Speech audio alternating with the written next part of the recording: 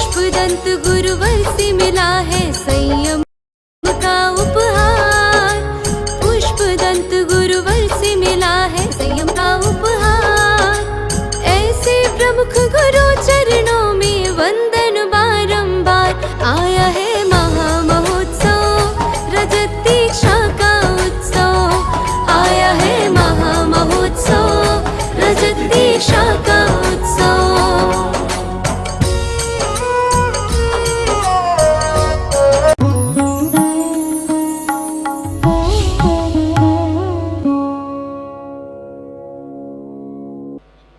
जीवन का आनंद, जीवन की महत्वता। आप विचार करें, 1000 हो चाहे 4 हो, मन में उल्लास और आनंद है तो 1000 लोगों में भी आनंद आता है, और मन में उल्लास और आनंद है तो 4 लोगों में भी आनंद आए तो कोई आश्चर्य की बात नहीं। आप विचार करके रखना, मन की खुशी सबसे बड़ी खुशी है। हमारे जीवन में केवल इतना और इतना ही सोचने का प्रयास करना है कि जिसमें उसकी रजा उसमें ही अपने को मजा, जिसमें उसकी रजा है उसमें ही अपने को मजा है, तो फिर कभी नहीं मिलेगी तुम्हें सजा है। ये बात का ख्याल रखना। हम अगर अपने जीवन में गुरु के अनुसार या जिनके साथ रहते हैं उनके अनुसार चलते हैं तो मजा ही मजा है। ख्याल करो, जैसे जैसे हम, जो परमात्मा की रजा है, भगवान तुमसे इतना ही कहने का प्रयास करता है, बस तुम थोड़ी सी बातें मेरी मानो। वो परमात्मा, वो गुरु तुमसे इतना ही कहता है, वो भगवान तुमसे इतना ही कहता है, वो घर का बड़ा सदस्य तुमसे इतना ही कहता है, जो तुम्हारे ऊपर हैं, जो तुमसे बड़े हैं, वो तुमसे इतना ही कहते, थोड़ी सी बात मेरी मानो, पूरे जीवन भर मैं तुम्हारी बात मानूंगा, तुम जैसा चाहोगे वैसा मैं करूंगा, बस थोड़ा शुरुआत हमारी बात मानने का प्रयास करो। आप विचार करो, हेडपंप देखा है? हेडपंप पहले जो चलता था, थोड़ा सा पानी डालते थे, थोड़ा सा हेडपंप में पानी डालोगे फिर कितने भर भर के बाल्टी निकालो तो कम पड़ने वाला नहीं है। हमें इतना ही विचार करके रखना है, घर में, परिवार में, समाज में, देश में, कहीं पे भी रहो, हम थोड़ी सी बात अपने गुरु की, अपने प्रभु की, अपने घर के प्रमुख की बात मानने का प्रयास करें। अगर उनकी रजा में हम चले तो मजा ही मजा है, और उनकी रजा से खिलाफ में चले, जो लेगा पति टेंशन उसकी पत्नी को मिलेगा पेंशन। अब विचार करके रखना, जो पति अपने घर में टेंशन लेगा ना, उसको तो कुछ नहीं मिलेगा, पत्नी को पेंशन मिलेगी फालतू की।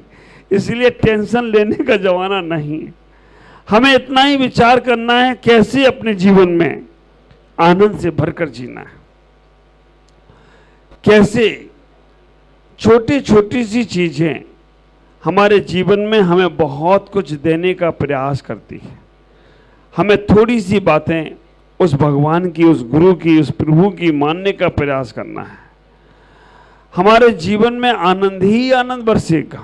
अपने से बड़े जो कुछ भी कहते हैं, आप विचार करना, बहुत सी बार हम लोग सोचते हैं कि हम कुछ जान गए हैं, कुछ सीख गए हैं तो हम भी कुछ बोले। मैं आपसे इतना ही कहना चाहता हूँ, मेरे गुरुदेव हमेशा बोलते हैं, तो हमें इतना ही विचार करना है, अपने जीवन में ये सिद्धांतों को समझें। हमें कुछ चंद बातें अपने से बड़ों की मानना चाहिए। जिन घरों में बड़ों का सम्मान होता है, बड़ों की इज्जत होती है, बड़ों को प्यार दिया जाता है, बड़ों की विनय होती है, वो घर नहीं स्वर्ग जैसा हो जाता है। और जहाँ बड़ों के खिलाफ होकर हम कुछ भी करना चाहेंगे, सफलता मिलने के बाद भी हमें उत्साह नहीं आएगा।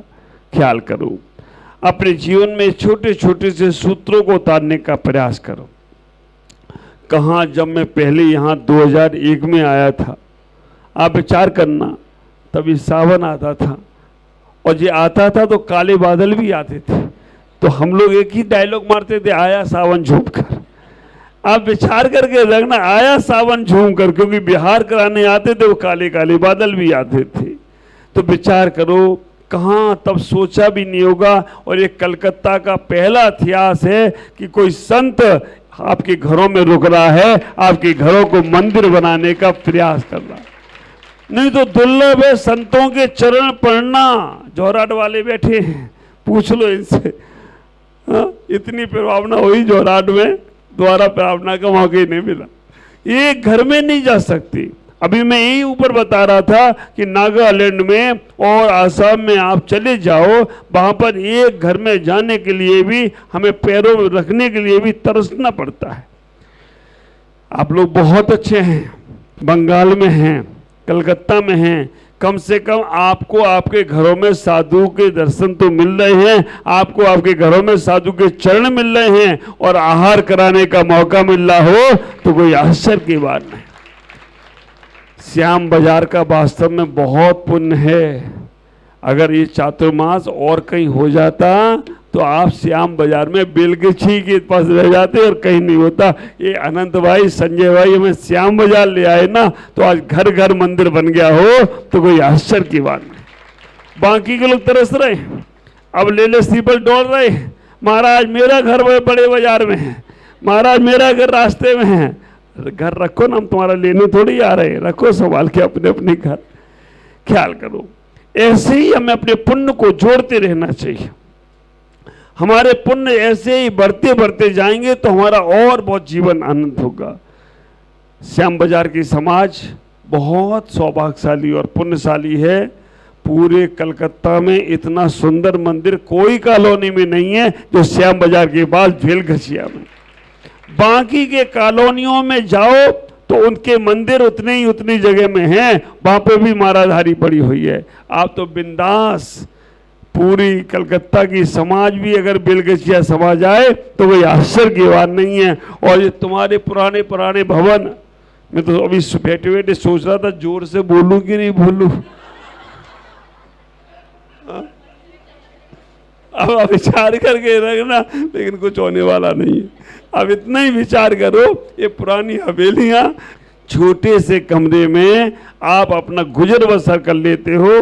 मैं तो इतना ही कहता हूँ, घर मकान छोटे हैं लेकिन आपके दिल बहुत बड़े हैं, क्योंकि इतने बड़े दिल, आप विचार करो, हिम्मत नहीं कर सकता कोई 13 साधुओं का आहार हो जाना, 13 साधुओं को बुला लेना।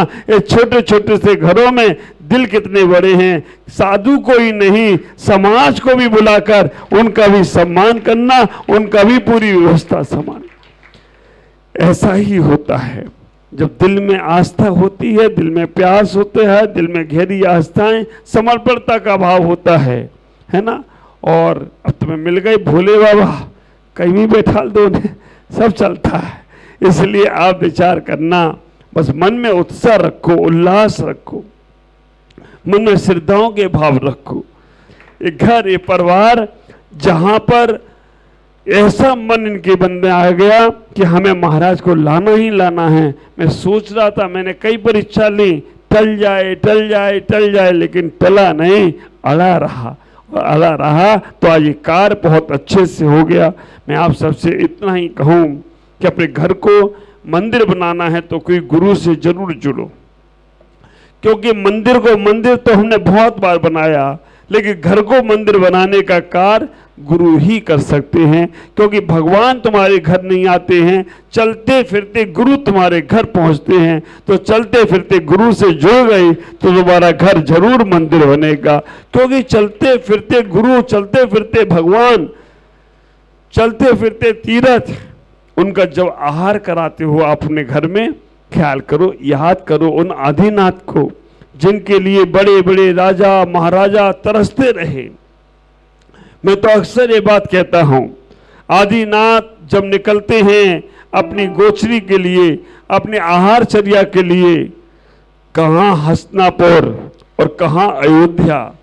अयोध्या में दीक्षा ली, अयोध्या में गर्भ कल्याणक बना, अयोध्या में जन्म कल्याणक बना, अयोध्या में उन्होंने दीक्षा ली। 3 कल्याणक तीर्थंकरों के उनके घर गांव में होते, हर तीर्थंकर के लगभग 3 कल्याणक उन्हीं के गांव में होते हैं, क्योंकि जब राज दरबार में रहते हैं बैराग होता है तो वहीं से पास में जाकर दीक्षा ले लेते हैं।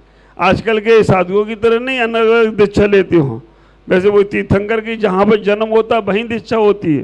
ये महाराज भी ऐसे ही रट गए थे कि हमारी भी दीक्षा वहीं होगी जहाँ मेरा जन्म हुआ है।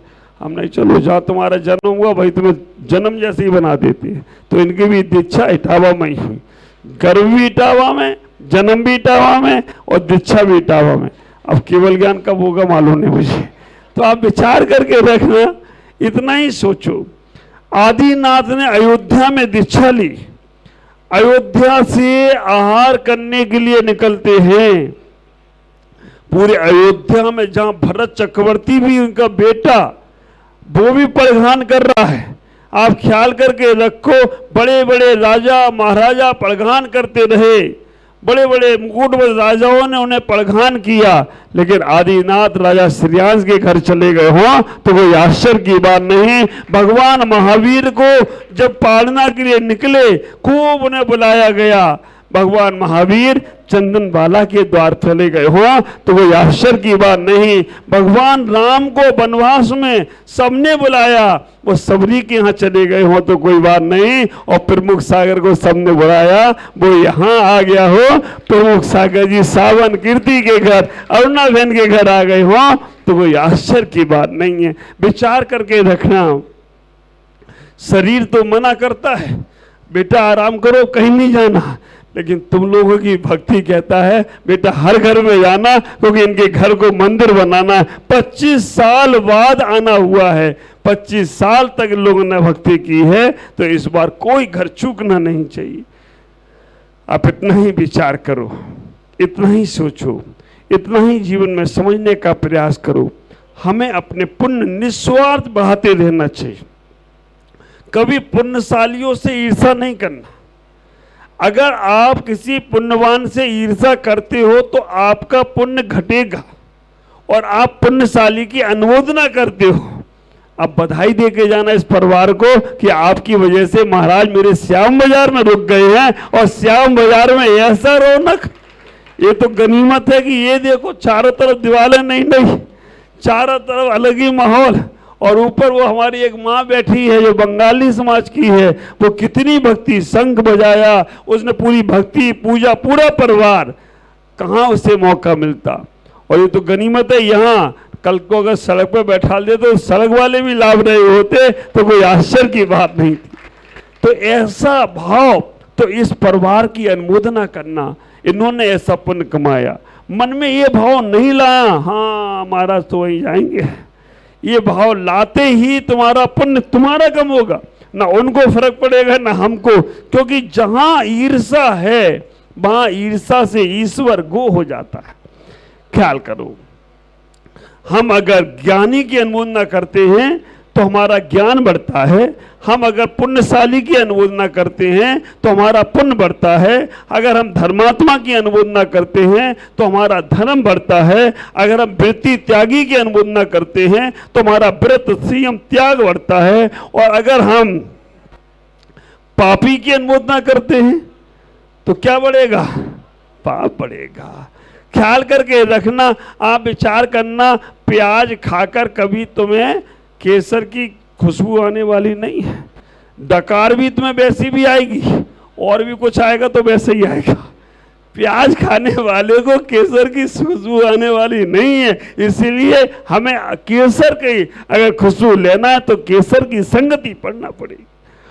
इतना ही विचार करके रखना, ये अनमोल जीवन है, इस अनमोल जीवन को पापों में नहीं लगाना, इन अनमोल जीवन को नकारात्मक में नहीं लगाना, ये अनमोल जीवन को उन प्रवृत्तियों में नहीं लगाना जहां बदबू ही बदबू है, गंदगी ही गंदगी है। इसको अच्छी जगह लगाना, अच्छे लोगों की संगति, अच्छे लोगों का मेल मिलाप, अच्छे लोगों के साथ बातचीत आपके जीवन में बहुत आनंद देगी और बहुत पॉजिटिव रखेगी। तो इतना ही विचार करो, हम अपने जीवन में हमेशा अच्छे काम की अनुमोदना करना, हमें अपने जीवन में पुण्य की अनुमोदना करना। अच्छे कार्य की अनुमोदना करने से अच्छे ही कार्य होने वाले हैं। आप सब लोग बहुत बहुत पुण्यशाली हैं। और वास्तव में अगर देखा जाए तो मेरा भी बहुत मन था कि एक रात हम श्याम बाजार में निकालेंगे, क्योंकि श्याम बाजार के आसपास के मकान वालों के यहाँ सबके यहाँ ना पहुँच पाए, लेकिन हम एक दिन वहाँ रुककर आसपास वाले लोग रोज मेरे पास आते हैं, तो कम से कम एक दिन हम भी उनके पास जाकर उनकी भक्ति का एक फल दे के आए। एक भजन है ना, ये हमारे राजेश जी मनोज जी को मालूम होगा, हम रोज रोज तुम्हारे पास आते हैं, एक दिन मौका नहीं पड़ा मुझे फल देने का। एक भजन है वो कोई बहुत अच्छा सा, ये हमारी माता जी को, महाराज जी को मालूम होगा। ये भजन में ये लोग ही मास्टर हैं, हम तो सुनने में मास्टर हैं। तो इतना ही विचार करेंगे कि हमें अपने जीवन में ऐसे पुण्य लूटकर अपने जीवन को बहुत आगे बढ़ाना। आज इस परिवार को हमारी अरुणा बहन यहाँ बैठे हैं, हमारे सुबोध भाई बाबूजी पहले थे 2001 में था, हाँ वो थे 2001 में, और उन्होंने भी बहुत भक्ति की थी। और उस वक्त इस सावन बच्चा था, अब बच्चे वाला हो गया है। पहले ये कीर्ति था, ये था छोटे वाला, हाँ पहले इतना था, मुझे तो ये कहाँ से होगा, ये तो अभी आया है। इतना बड़ा कीर्ति था और इतने सावन थोड़ा बहुत बड़ा होगा। तो आप विचार करना, ये छोटे छोटे बच्चे थे लेकिन अब ये बच्चे वाले हो गए हैं, लेकिन भक्ति करना नहीं छोड़ा। 25 साल में 2 युग 4 युग बदल जाते हैं। अनंत भाई कितने जमाने बदल गए। ये अनंत भाई और संजय भाई का आपको जरूर धन्यवाद देना चाहिए कि जो इस चातुर्मास में पीछे पड़कर हमको लेकर आ गए। और वास्तव में मुझे भी इनको बहुत आशीर्वाद देना चाहिए कि इन्होंने मुझे इतनी अच्छी समाज से मिला दिया, इतने अच्छे कलकत्ता के लोगों से मिला दिया कि जो हमेशा गुरु भक्त हैं, सेवा करते हैं, समर्पण भाव से जुड़े रहते हैं। आज इतना ही कहूँगा, आप सबके पुण्य और बढ़े। संतों के आगमन होने लगे हैं, एक दिन भगवंतों की आगमन हो और ऐसे घर घर में चौका लगे और घर घर में आपके बहुत धूम मचे। कभी नहीं घबराना, साधु के चौके से कभी नहीं घबराना। तुम चौका लगाओ, हम लोग छक्का लगाएंगे आकर, और तुम्हारे छक्कम छक्का हो जाए, बल्लम बल्ला हो जाए तो कोई आश्चर्य की बात नहीं है। एक साधु की जगह हो, एक साधु का चौका लगाओ। चौका लगाना नहीं है, शुद्ध भोजन करो। नहीं तो कहो महाराज तुम्हारा चौका लगा, महाराज कहेंगे हमारे काय का चौका, हम तो सब चौका छोड़ के आए। कहना महाराज आज हमने शुद्ध भोजन का नियम लिया है, आज हमने शुद्ध भोजन करेंगे। तो विचार करना, अपने घरों में शुद्ध भोजन करें, जिससे साधु भी आकर आपके जीवन को धन्य कर सके। आज इतना ही। ओम नमः जय गुरुदेव।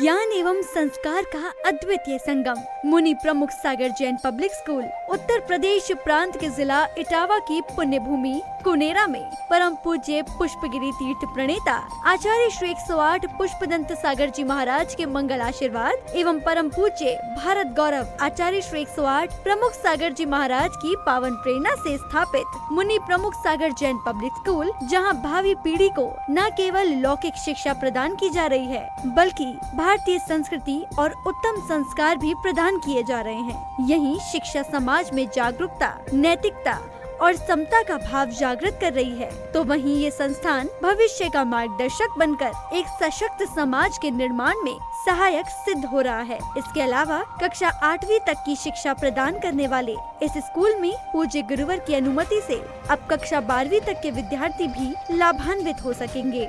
अब ये विद्यालय कक्षा 8वीं से 12वीं तक प्रारंभ होने जा रहा है, अतः निर्माण कार्य के शीघ्र आरंभ हेतु सधर्मी बंधुजन अपना अपना धर्म योगदान देकर इस पुण्य कार्य में सहभागी बने और अनंत कालीन धर्म लाभ अर्जित करें। अधिक जानकारी एवं सहयोग हेतु संपर्क करें छुलक Shri Paramanand Sagar ji, Anand Baba, Shri Chhavi Sethi, Dimapur, mobile number 9436003664, Shri Rajesh Elani, Dimapur, mobile number 9346666666, Sangeeta Jain, Etawah, mobile number 9897795058, Shri Mithun Jain, Etawah, mobile number 7300726318 एवं 9411989700।